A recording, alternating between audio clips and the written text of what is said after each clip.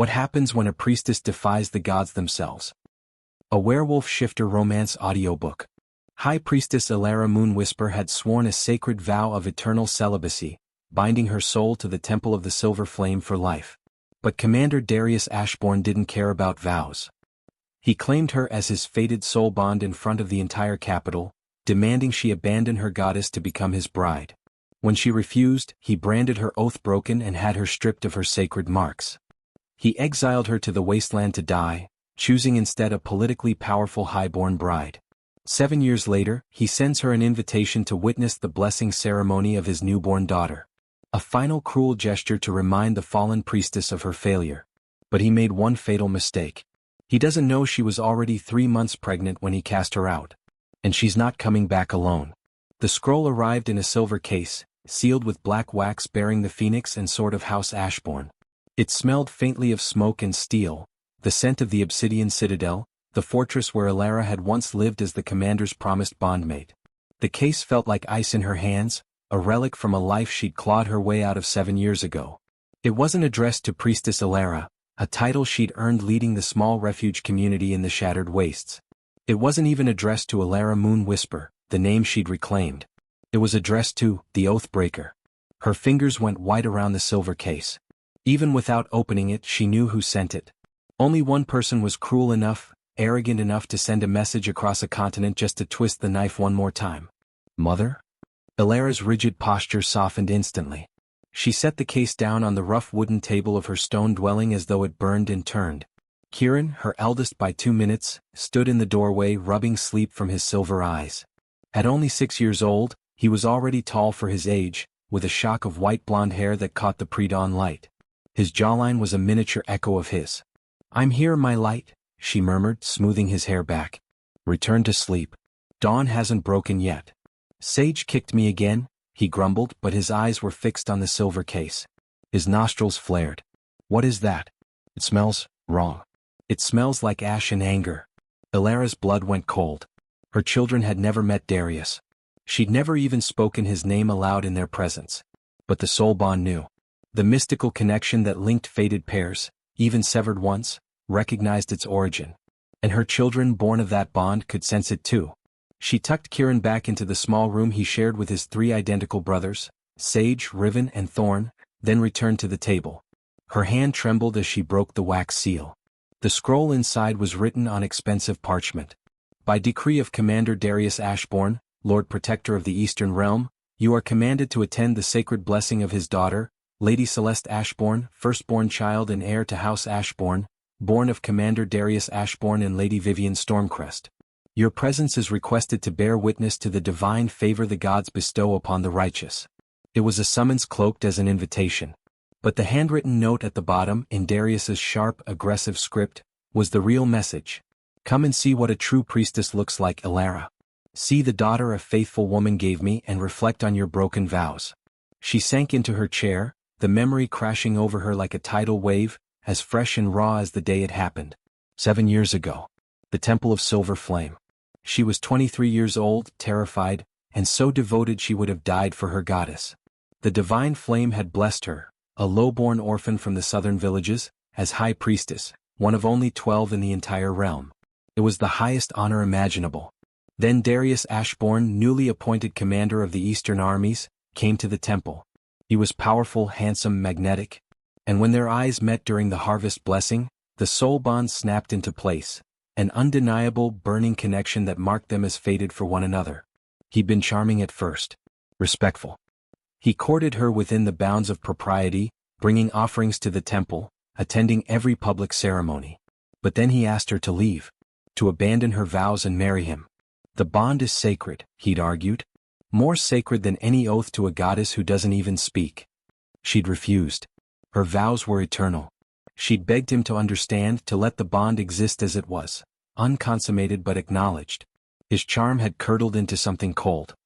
He'd summoned her to the Grand Hall 3 months after the bond formed. It was full, every lord and lady of the Eastern Realm was present. Lord General Marcus, Lady Vivian Stormcrest and her mother the Duchess, the High Council. Elara Moonwhisper. Darius's voice had boomed, devoid of warmth. An elderly priestess, Sister Meredith, a bitter woman who'd always resented Elara's rapid rise, stepped forward holding a scroll. "Commander Ashborne," Sister Meredith began, not looking at Elara, "I have confirmed the signs. The bond has corrupted her. She has broken her vows in secret. Her sacred marks have begun to fade. She is oath-broken." The words oath-broken echoed in the dead silence. It was a death sentence. A priestess's worth was her purity, her unbroken devotion. A corrupted priestess was worse than a traitor. "She seduced the commander," Lady Stormcrest whispered, loud enough for all to hear.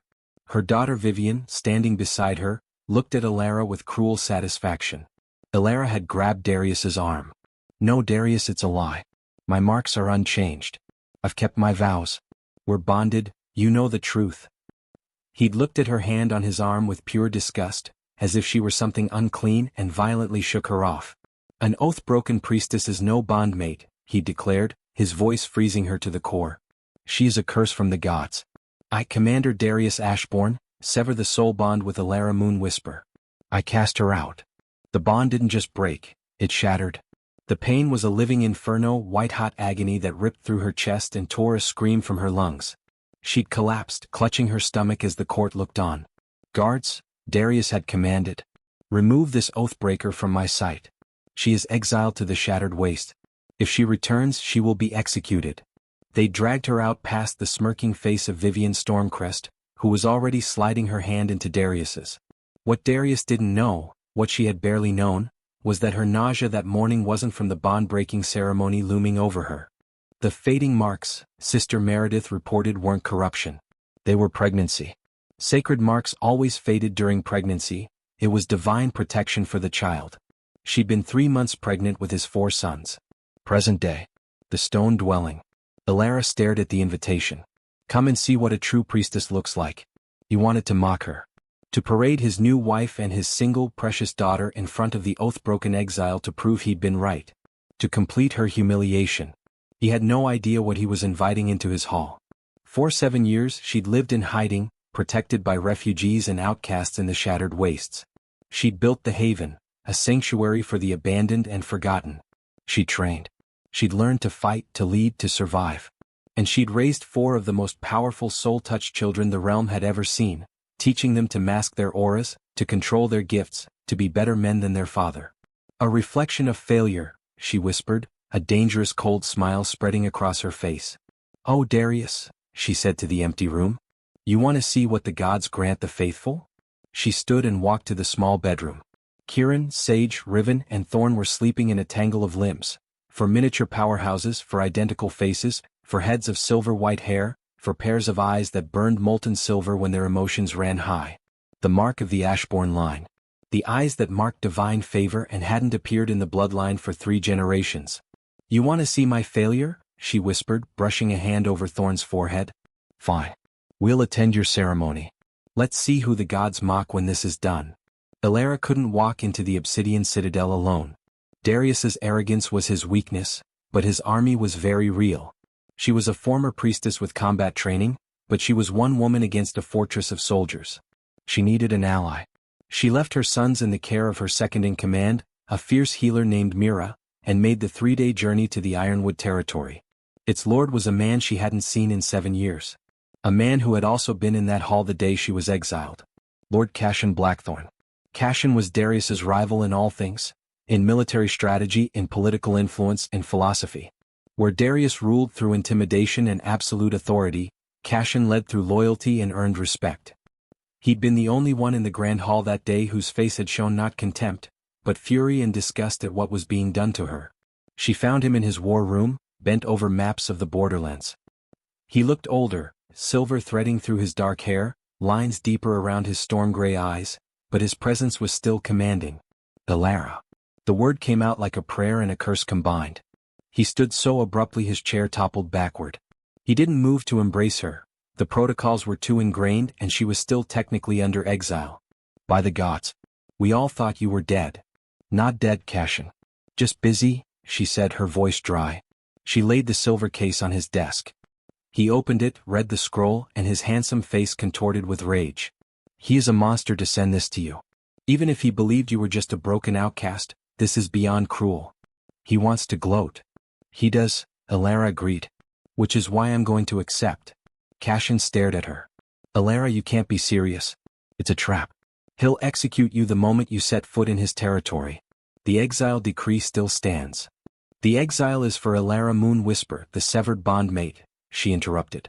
I am Priestess Elara of the Haven. He commanded my presence. He won't execute me in his own hall in front of every lord in the realm. It would show weakness, uncertainty. He won't risk it. But still, Elara, what is the point? To let him hurt you again? Elara took a deep breath. She had kept her secret for 7 years. Not even Mira knew the full truth of her son's lineage. But she couldn't do this alone. He didn't just sever our bond, Cashin. He severed his legacy. She paused, watching his eyes widen as understanding began to dawn. He called me oath-broken. Said my marks had faded due to corruption. No, Cashin whispered. I was pregnant when he exiled me. Cashin gripped the edge of his desk, his knuckles white. Gods above. A child. You have his child. Children, Elara corrected, her voice flat. Plural. 4 of them. Boys. And they all have his eyes. Cashin staggered backward and sat down hard. 4 quadruplets. Divine mercy. 4 soul-touched heirs. She nodded. They're exceptionally powerful. Their auras manifested early, by age 3. It's getting harder to hide them. The silver fire in their eyes appears when they're emotional. Cashin ran a hand through his hair, his tactical mind clearly racing through the implications. A commander who had severed his bond with his fated mate and exiled his firstborn heirs, 4 of them, in favor of a politically advantageous marriage. It was a scandal that could topple his entire power base. He called you oath-broken, Elara, Cashin said, his voice low and vibrating with contained fury. He humiliated you, exiled you, tried to erase you. He did it all for Vivian Stormcrest and the alliance with her mother, the Duchess. He chose political power over his fated bond. He leaned forward. And now he wants to parade his new daughter in your face as proof that he was right. She met his gaze steadily. I'm not going there for revenge, Cashin. I'm going there for justice. I'm going to show the assembled lords, his entire power structure, exactly what he threw away. I'm going to show them the true heirs. Cashin was silent for a long moment. He'll try to take them from you, he said finally. Let him try, she snarled. He can't claim them. Not officially. He already has a true heir, doesn't he? His precious daughter Celeste. To acknowledge my sons would be to admit he was wrong. To admit he was deceived. To admit his entire marriage to Vivian is a political sham built on a lie. His pride will never allow it. So what is your plan? Cashin asked. You walk in, show them the boys and walk out? I walk in, Elara corrected.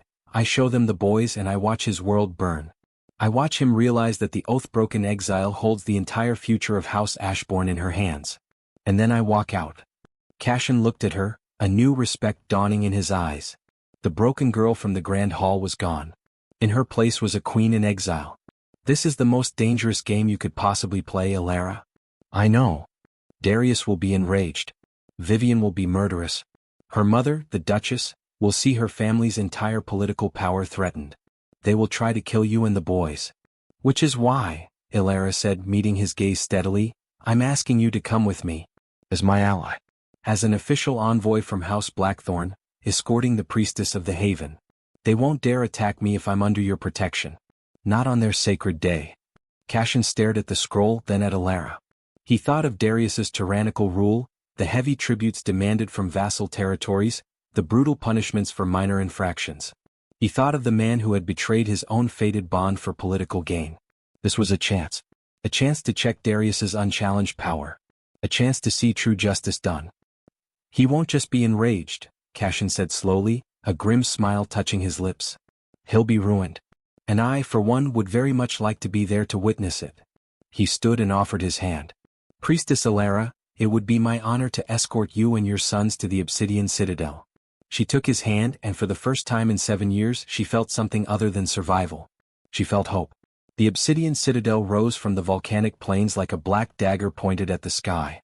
Elara had forgotten how oppressive it was, how the dark stone seemed to absorb all light and warmth. It had oppressed her spirit when she lived there, a priestess trying to reconcile her vows with a bond she never asked for. She sat in a carriage provided by Lord Cashin, her 4 sons sitting across from her. They were dressed in fine matching tunics of deep forest green, the color of House Blackthorn, but each wore a small silver flame pendant at their throat. The symbol of her haven. The symbol of what she'd built from nothing. They looked like little princes. Kieran, the warrior, stared out the window, his jaw set with determination beyond his years. Sage, the scholar, was quietly counting the guards they passed, cataloging defensive positions. Riven, the diplomat, nervously smoothed his tunic, trying to appear calm. And Thorn, the wild one, bounced his leg with barely contained energy, his silver eyes bright with dangerous excitement. "Remember the plan," Elara said softly, drawing all 4 pairs of eyes to her.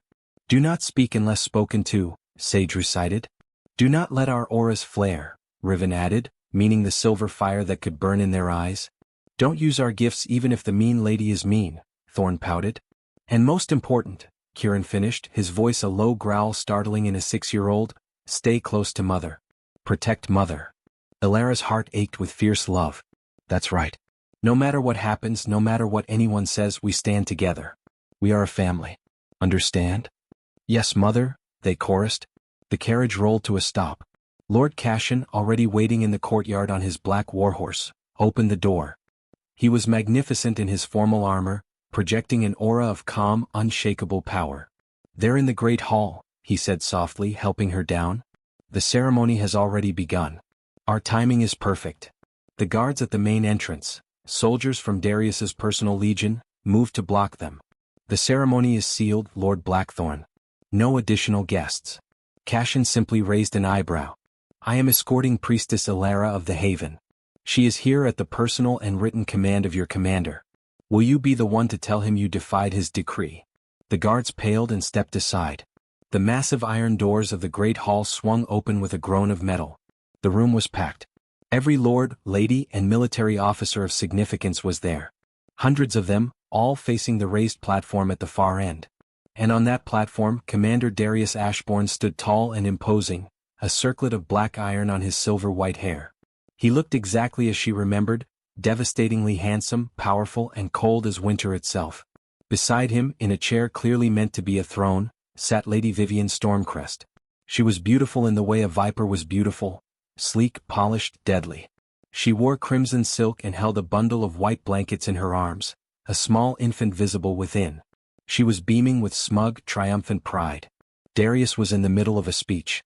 A celebration of divine favor. A celebration of faithfulness rewarded. For too long this house has been tested. The gods have looked past mistakes. His gaze swept the room and he seemed to be searching for someone. He was looking for her. He was about to use her as a cautionary tale. Past failures. And the gods have blessed a true union, a faithful union. They have blessed Lady Vivian, and they have given us a daughter. He raised a golden goblet.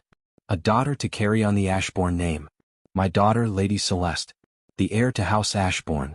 He lifted the cup higher. To the continuation of our bloodline. Pure. Faithful. Free of. His voice died. His eyes had found the entrance. The entire hall, following his gaze, turned as one. A collective gasp rippled through the crowd like wind through wheat. Elara stood in the doorway, backlit by the afternoon sun.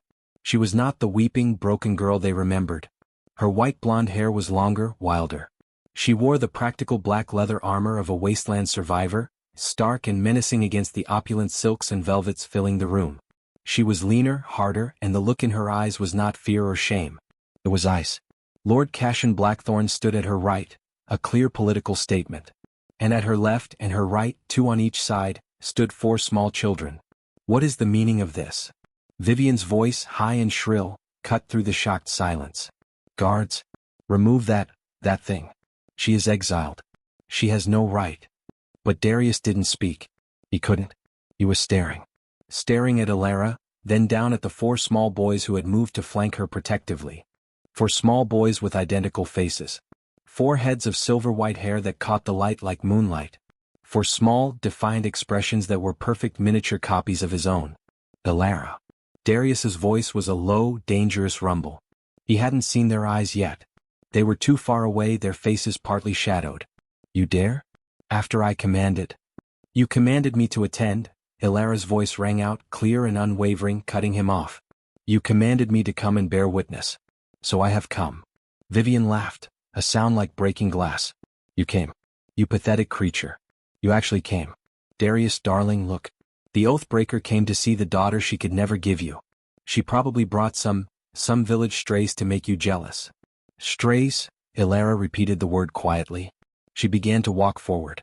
The crowd parted for her like a river around stone. Cashin followed, a silent and menacing shadow. And the 4 boys walked with her, their small boots the only sound in the dead-silent hall. They walked up the central aisle, past the shocked faces of Lord General Marcus and the Duchess Stormcrest. They walked until they stood at the foot of the platform, directly below the commander and his wife. Now Darius could see.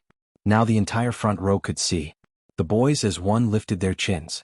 4 pairs of eyes, burning molten silver, the unmistakable mark of Ashborne, met the commander's gaze. The Ashborne bloodline had 2 unique traits that marked divine favor: the silver-white hair and the molten silver eyes that appeared only in those touched by the Soulbond's power. It was a genetic marker that hadn't appeared in 3 generations. It was undeniable proof of paternity. Vivian's baby, wrapped in her white blankets, had her mother's pale green eyes. Darius dropped his goblet. It crashed onto the marble floor, red wine spreading like blood across white stone. He didn't look at Elara. He couldn't tear his gaze away from the 4 boys, staring at them as if they were ghosts risen from his worst nightmares. His face, which had been arrogant and commanding, drained of all color. "What?" he choked out. "What is this?" Elara smiled. It was the coldest, most terrifying smile anyone in that room had ever seen.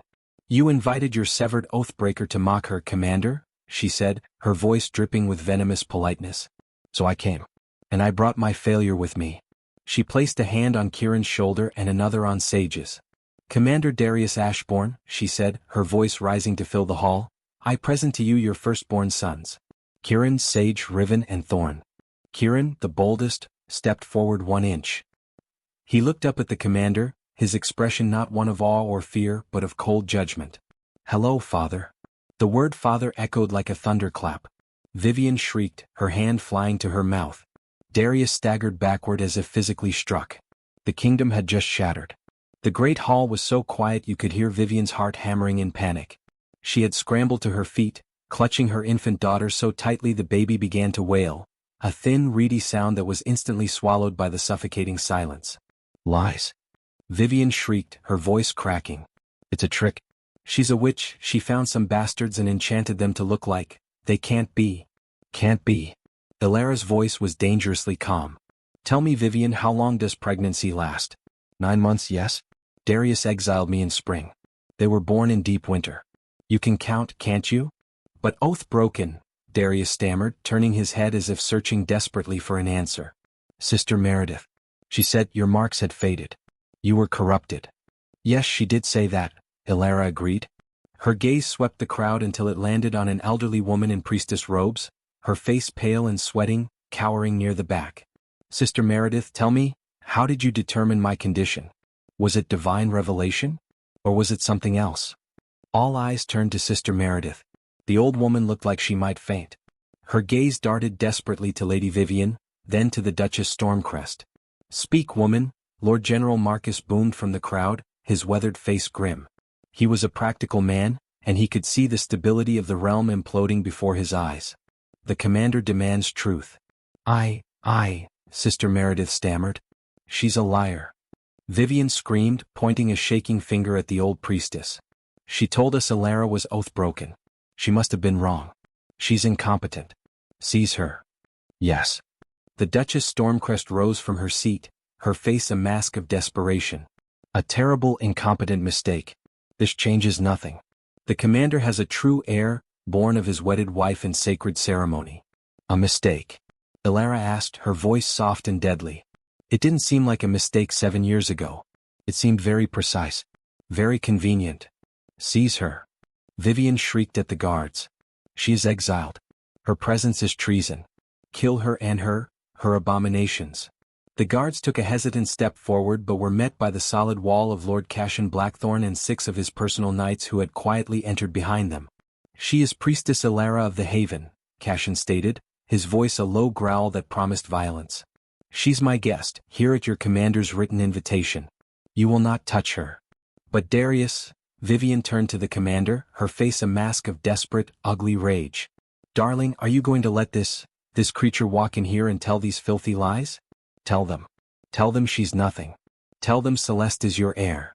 But Darius was still staring at the boys. The soul bond, which he had so brutally severed, was screaming inside him. It wasn't dead, it had just been buried under layers of pride and political ambition. But now, seeing her, seeing them, it was a phantom limb aching with pain that was more than physical.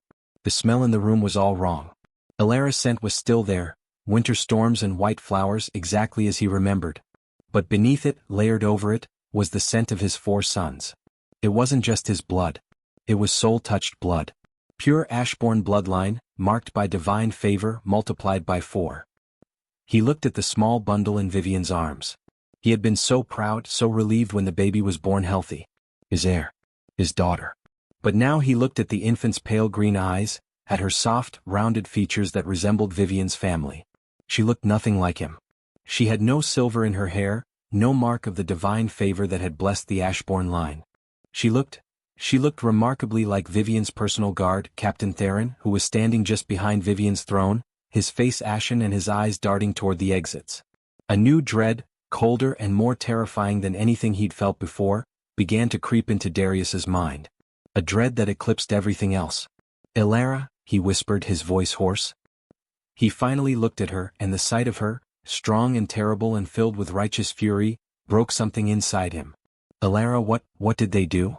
"They lied, Darius," she said simply. "And you were all too happy to believe them." "No." Sister Meredith suddenly shrieked, falling to her knees as 2 of Cashin's knights seized her arms. "No, it wasn't my fault. I didn't want to." "What?" Darius roared, rounding on her. "What are you saying?" "It was her." Sister Meredith screamed, pointing a shaking, gnarled finger directly at Vivian. "It was Lady Vivian, before she was your wife. She came to me. She said you wanted the alliance with House Stormcrest. She said Elara was in the way. She demanded I falsify the report about the fading marks." The hall erupted. "Liar!" Vivian shrieked. "Filthy, senile liar. I am not." Sister Meredith was sobbing now, tears streaming down her wrinkled face. "She threatened my granddaughter, said the Duchess's men would make her disappear if I didn't comply. And she gave me poison. She told me to put it in Elara's evening tea. To make her truly oath-broken, to destroy her womb so she could never." A wave of nausea hit Elara. She hadn't known that part.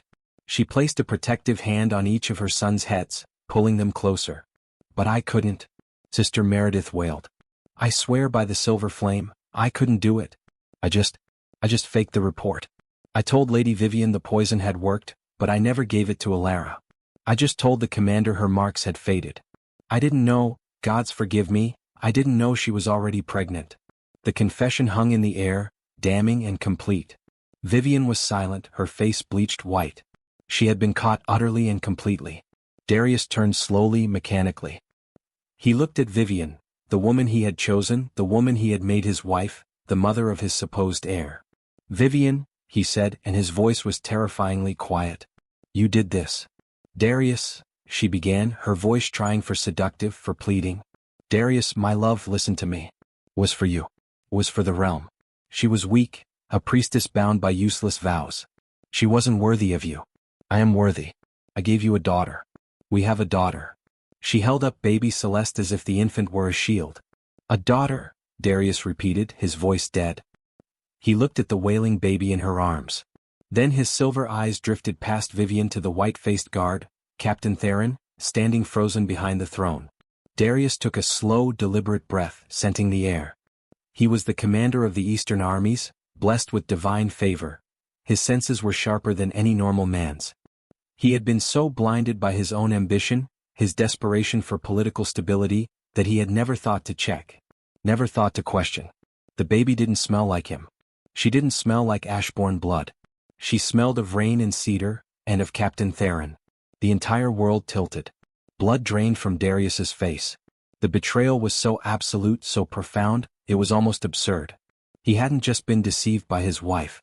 He hadn't just severed his bond with his fated mate. He hadn't just exiled his 4 true-blood, divinely marked heirs. He had done it all for another man's child. He threw back his head and roared. It was not a roar of power or authority. It was a sound of pure, unadulterated agony, of a soul being ripped in two. The sound reverberated through the hall, shaking the stone pillars, shattering wine goblets on tables, and making every person in the room, including his 4 sons, drop instinctively into defensive crouches. Every person except Elara. She stood tall, unbowed, her hands on her son's shoulders as the commander's world, built on lies and arrogance, came crashing down in ruins around him.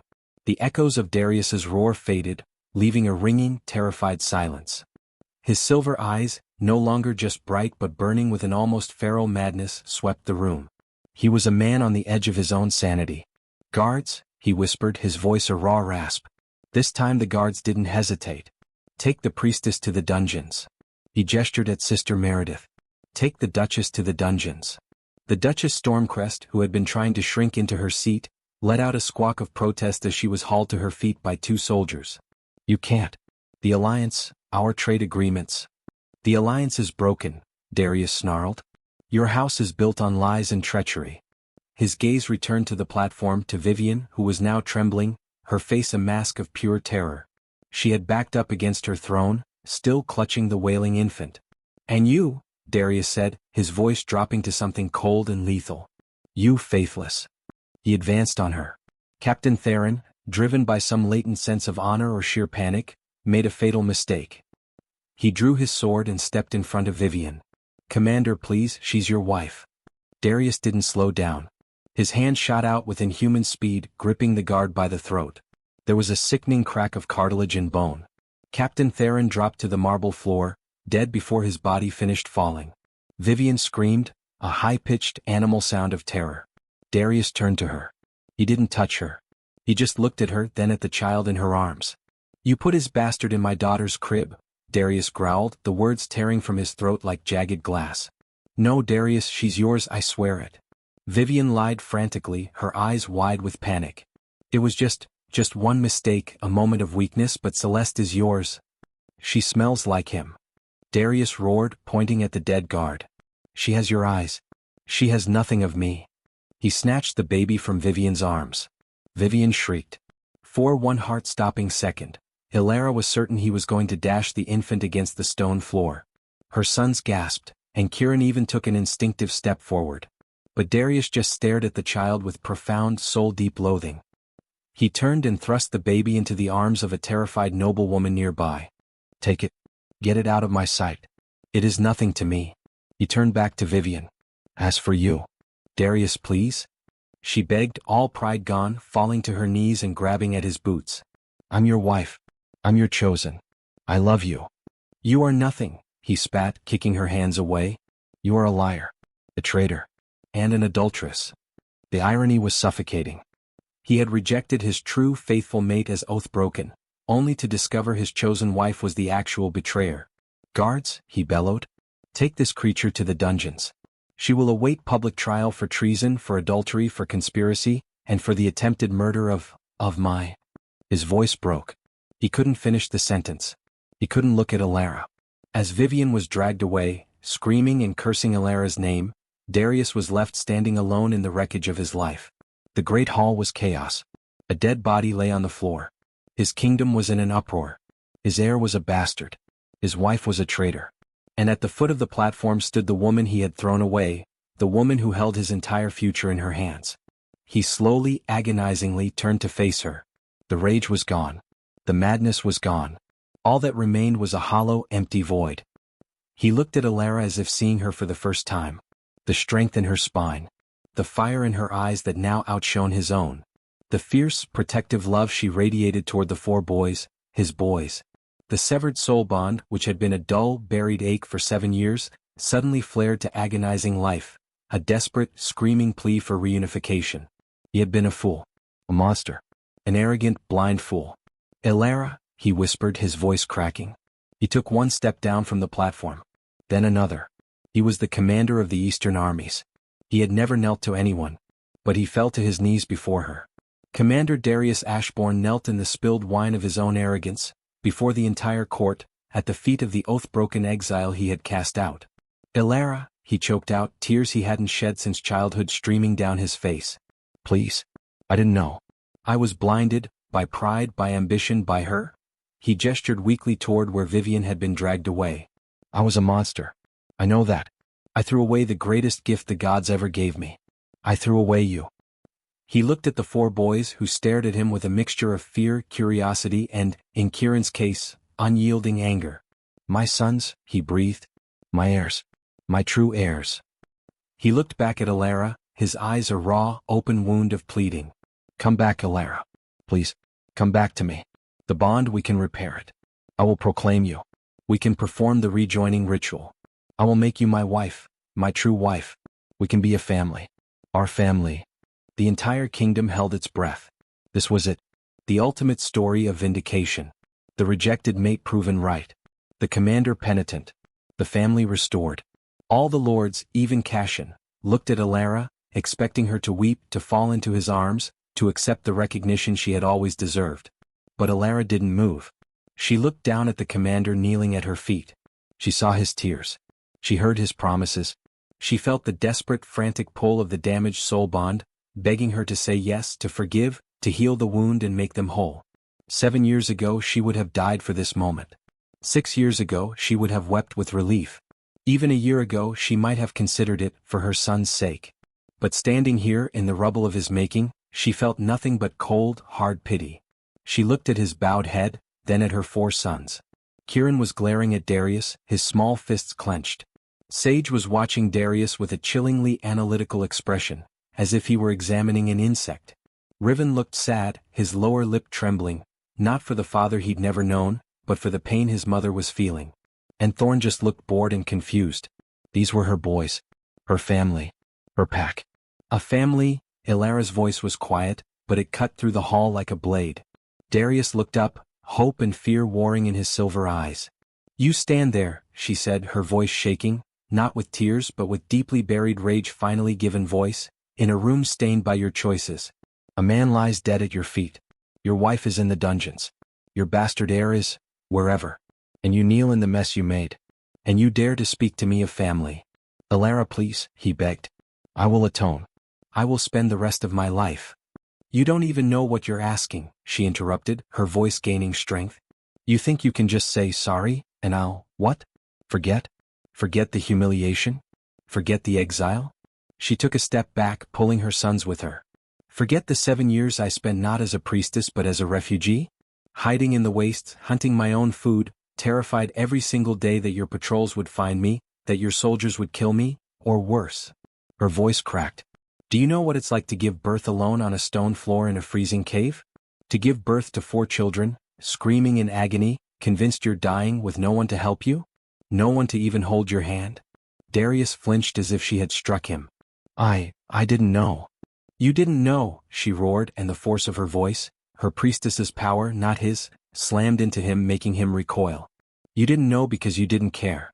You didn't question the report from a bitter old priestess because it suited you. It suited your ambition. It suited your alliance with the Stormcrests." She was crying now, hot, angry tears she had refused to shed for 7 years. "You didn't just sever our bond, Darius. You rejected them." She pointed at her sons. "You sentenced your own blood, your heirs, to death by exile. What if we had died? What if I hadn't been strong enough? What if raiders had found us? Would you have mourned?" "Yes. God's yes," he cried. "Liar," she spat. "You would have toasted your legitimate heir and called me a cautionary tale. You would have mocked my memory just as you tried to mock me with this invitation." She ripped the scroll from her belt and threw it at his face. It fluttered to the ground between them. "You don't want a family, Darius. You want absolution. You want your heirs back. You want to repair your image. You're not sorry you did it. You're just sorry you got caught." "No." He scrambled forward on his knees, trying to grab her hand. Kieran flashed forward and kicked the commander's hand away with surprising force. "Don't touch our mother," Kieran snarled, his small face a mask of royal fury. For a second, his silver eyes blazed with actual flame, and a nascent but powerful aura flared from him, pushing Darius back. Darius stared at his 6-year-old son, protecting his mother from him. The reality of his failure hit him fully. He hadn't just lost his position or his wife. He had lost them. He had lost the right to even know them. Elara placed a calming hand on Kieran's shoulder, gently pulling him back. She looked at Darius, her face now calm, the tears gone. The storm had passed, leaving only ice. We are, not yours to reclaim, Darius. You severed the bond. You made your choice. You chose political power over fated love. You chose Vivian. She said the name like a curse.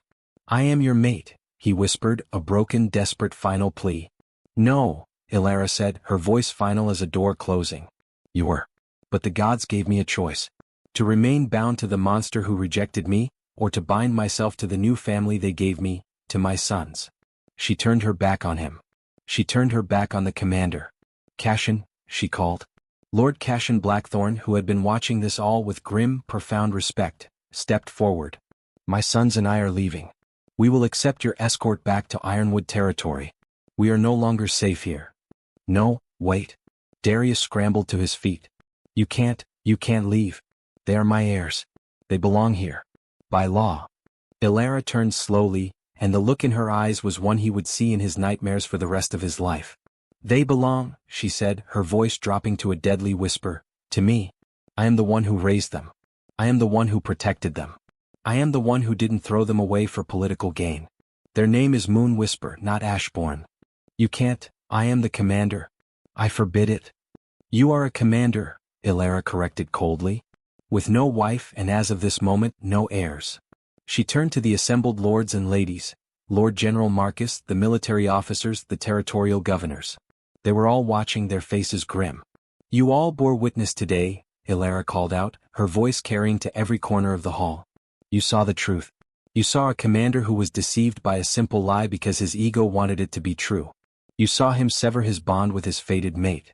You see him now, a commander with a bastard child, a dead guard, and a kingdom in chaos.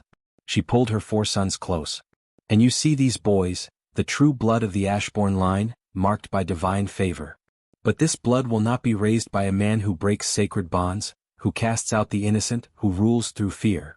She looked at Darius one last time. You wanted to mock me, Darius? Fine. Here is my mockery. You can keep this cold, empty fortress. You can keep your broken throne. I have everything I need. She turned, and with Lord Cashin on one side and her 4 small, powerful sons flanking her, she began to walk toward the doors. Stop her. Darius screamed at his guards. Stop them. That is my blood. My property. The guards hesitated, looking from their broken commander to the powerful, united front of Elara and Lord Blackthorn with his knights. Touch them. Cashin's voice was a low promise of violence, and House Blackthorn declares war on House Ashborne before sunset. A war, commander, you are in no position to fight. Darius stopped. He was trapped. Cashin was right. His alliances were shattered. His legitimacy was in question. His own lords were looking at him with doubt and disgust. He could only watch, utterly, completely broken, as Elara, his fated mate, his only true bond, the woman he had branded a failure, walked out of the great hall. Taking his entire legacy with her. Taking his entire future with her. Taking his 4 divinely marked heirs with her. The oath-broken exile had just walked away with the whole kingdom. The carriage ride away from the obsidian citadel was silent. The boys, exhausted by the emotional weight of the day and the immense effort of controlling their flaring powers, had fallen asleep in a pile on the velvet bench.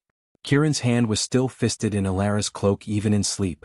Cashin rode his horse alongside the carriage, his face set in grim lines, his knights forming a protective perimeter.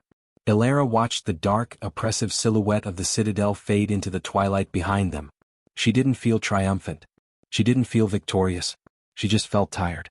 Bone-tired. The man she had once loved, the father of her children, was a broken shell. His realm was in turmoil. His life was in ruins.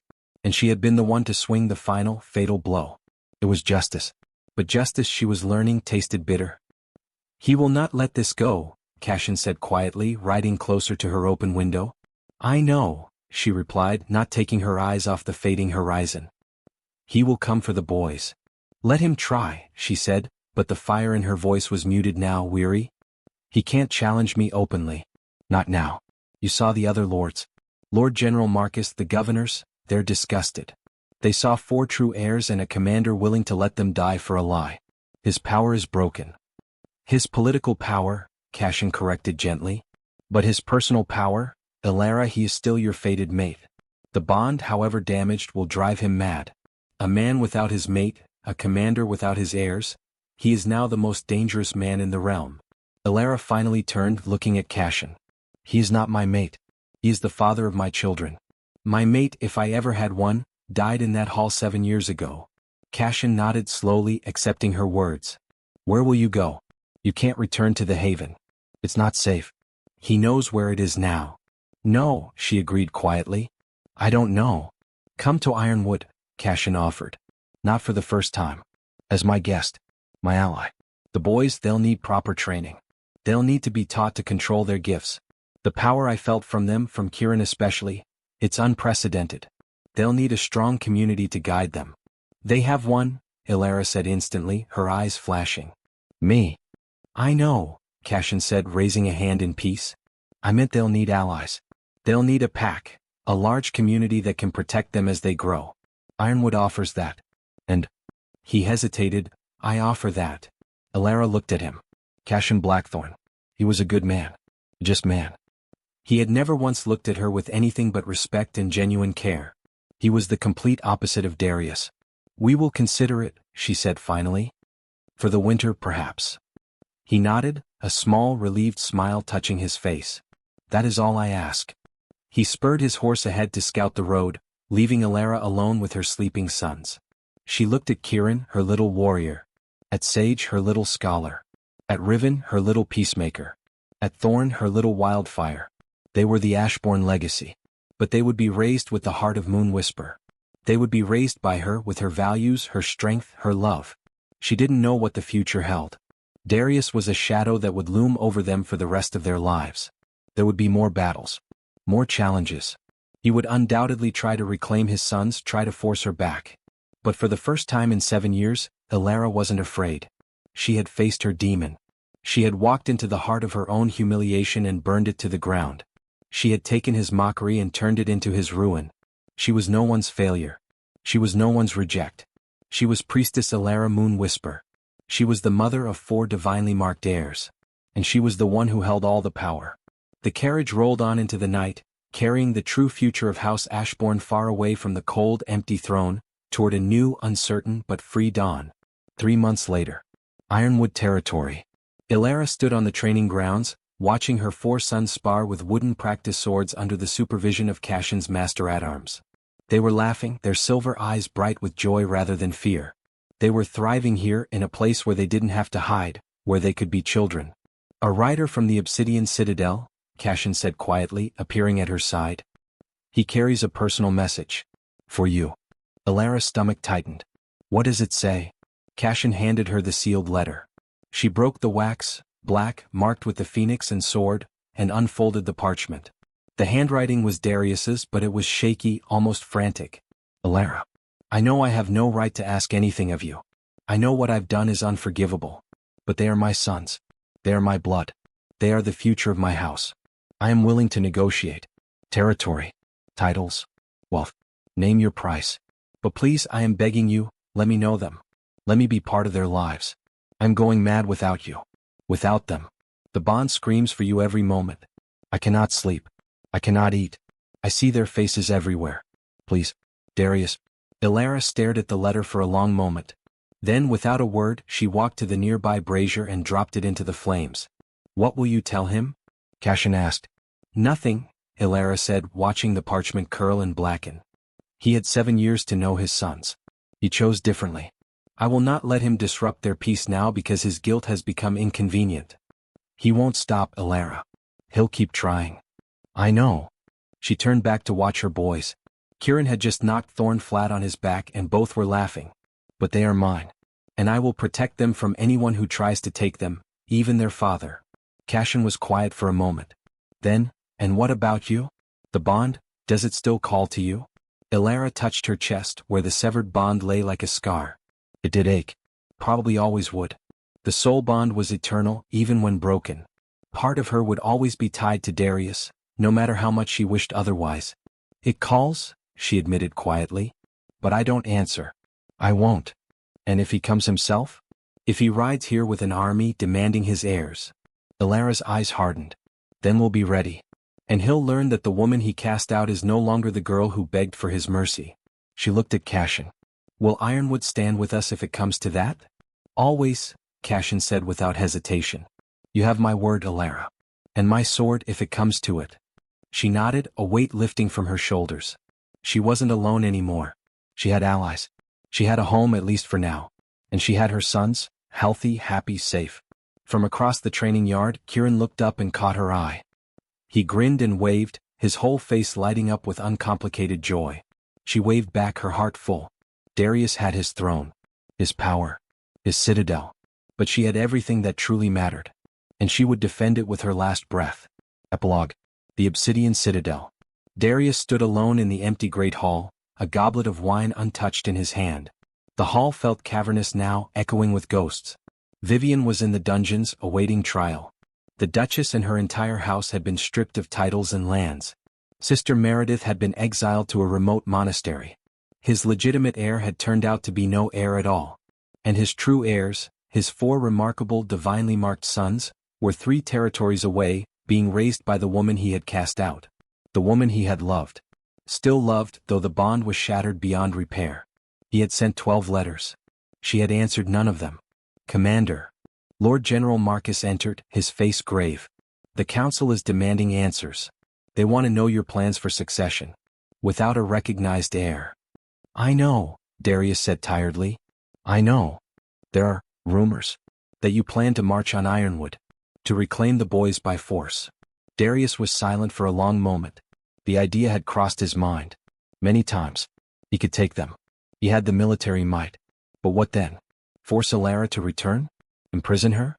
Take the boys and raise them himself, knowing they would hate him forever? No, he said finally. No. I won't do that. Marcus looked surprised. Then what will you do, Commander? You need an heir. The realm requires stability. Darius looked down at his wine, seeing his reflection distorted in the dark liquid.